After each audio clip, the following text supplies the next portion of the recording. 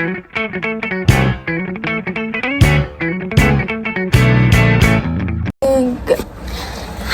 guys, Assalamualaikum warahmatullahi wabarakatuh. Kembali lagi di podcast Joel. Dan di sini kita mau ngapain ya? Mau ngebahas Tentang kerajaan Kediri yang ada di Jawa Timur. Timur. Oke. Nah, di kerajaan Kediri ini kan ada raja-raja yang berkuasa nih, ya kan? Ya, udah pasti. Siapa aja sih kira-kira ya, raja yang berkuasa dan mereka itu nguasainnya berapa lama kira-kira? aku jawab nih. Jadi ada Sri Samarawijaya dari tahun 1042 sampai 1044. Yang kedua ada Sri Bameswara dari 1117 sampai 1135. Dan yang ketiga ada Sri Jawabaya dari 1135 sampai 1159. Yang keempat ada Sarweswara dari 1159 sampai 1169. Yang kelima ada Sri Aryewara dari 1169 sampai 1181.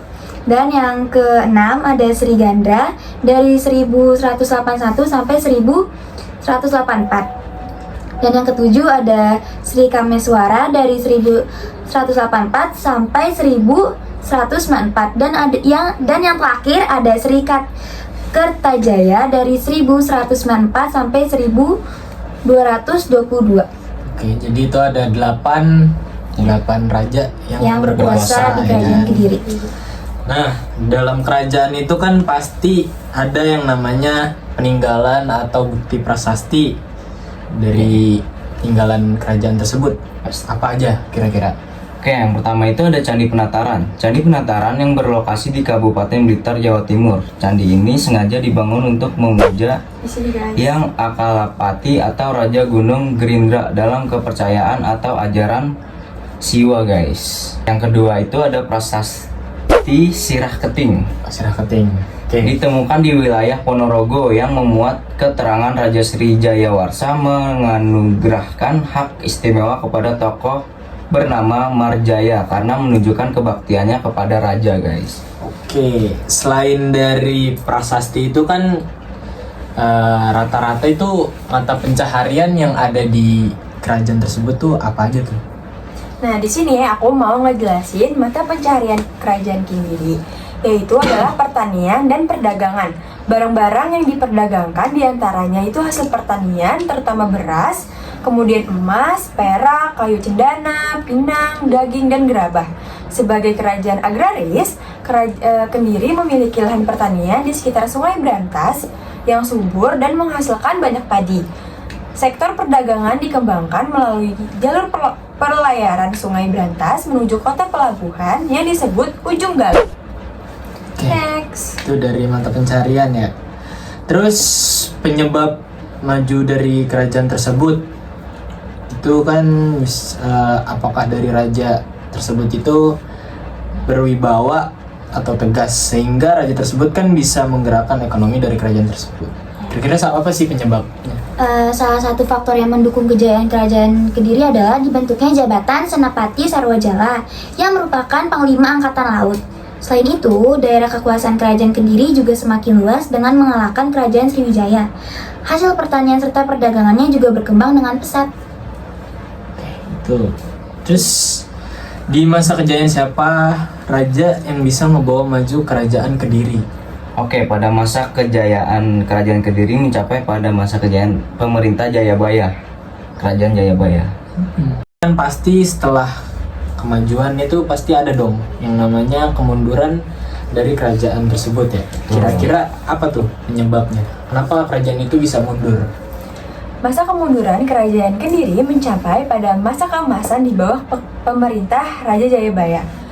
Namun kerajaannya tidak berlangsung lama. Penyebab keruntuhan kerajaan Kediri tahun 1222 tidak lain karena keserangan Ken Arok. Udah, oke. Sekarang itu namanya warisan ya kan? Warisan apa sih yang dipunya dari kerajaan Kediri? Apa mungkin kayak baju perang, senjata perang, atau mungkin bangunan. Itu apa tuh kira-kira warisan dari kerajaan Kediri tersebut? Yang pertama ada Candi Penatara, yang kedua ada Prasasti Sirah Keting, dan yang ketiga ada Candi Tondo Wongso, dan yang keempat ada Kitab Semaradahana, yang kelima ada Prasasti Kamulan, yang keenam ada Kitab Kakawin Baharataida, terus yang ketujuh Prasasti Ngantang. Nah, kan tadi udah dari letak kerajaan udah, bukti Betul. prasasti udah, Betul. mantap pencarian udah, Betul. penyebab kerajaan maju udah, Betul. masa kejayaannya udah, masa Betul, kemunduran pun sudah, Sudah. terus warisan pun juga udah. Kali ini kayaknya masih ada lagi ya, satu lagi. Apa tuh? Kira apaan tuh? Apaan tuh? Spontan. Oh iya, ini apa sih hal menarik yang dipunyai sama kerajaan Kediri? Oke, yang pertama itu Kerajaan Kediri merupakan hasil pembagian Kerajaan Medang Kamulan oleh Raja Airlangga kepada dua putranya, yaitu Saramawijaya dan Mapanji Garasakan. Samarawijaya mendapatkan wilayah Kediri, sedangkan Garasakan mendapatkan wilayah Jenggala. Namun kedua putra Airlangga ini berseteru selama 60 tahun karena sama-sama menginginkan seluruh tahtanya, guys. Nah, yang kedua itu ada Kerajaan Kediri mencapai puncak kejayaannya pada masa pemerintahan Raja Jayabaya yang berhasil menyatukan kembali wilayah Jenggala dan Panjalu. Raja Jayabaya juga terkenal sebagai pujangga yang ahli meramal masa depan, terutama yang terkait dengan tanah Jawa. Ramalannya dikenal dengan istilah Jangka Jayabaya. Dan yang ketiga ada Kerajaan Kediri memiliki peranan penting dalam perdagangan maritim di Asia karena letaknya yang strategis di sekitar Sungai Brantas. Barang-barang yang diperdagangkan antara lain adalah beras, emas, perak, kayu cendana, rempah-rempah, dan pinang. Pedagang Kediri pun bahkan mampu bersaing dengan pengaruh Kerajaan Sriwijaya. Nah, berarti dari situ ya berarti udah ketahuan tuh kerajaan Kediri tuh sebenarnya benar-benar kayak dah, ajib. Kacau. Ciao, spontan. Yaudah, itu aja yang dapat kami sampaikan ya. Itu ada 9, ya kan? Dari ya itu semua tadi yang udah saya sebutin. Nah, terus tadi tuh kita udah akrab ya kan? Asli Parah ya. Kacau. asli Terus boy. kita mau perkenalan nama dulu nih ya kan, sebelum kita akhirin dari podcast kali ini. Oke, buat yang pertama yang di pojok, Saya Zidan Ramadan. Saya Jasmine Raya Mariam. Saya Sanaya Putra Moko. dan saya sendiri yang punya podcast ini, Joel ya kan. Joel doang gitu. Yoms, ya kan. Terus udah itu aja kali ya yang bisa kita sampaikan. Ya mungkin itu aja sih. Sekian dari kita. Wassalamualaikum warahmatullahi wabarakatuh.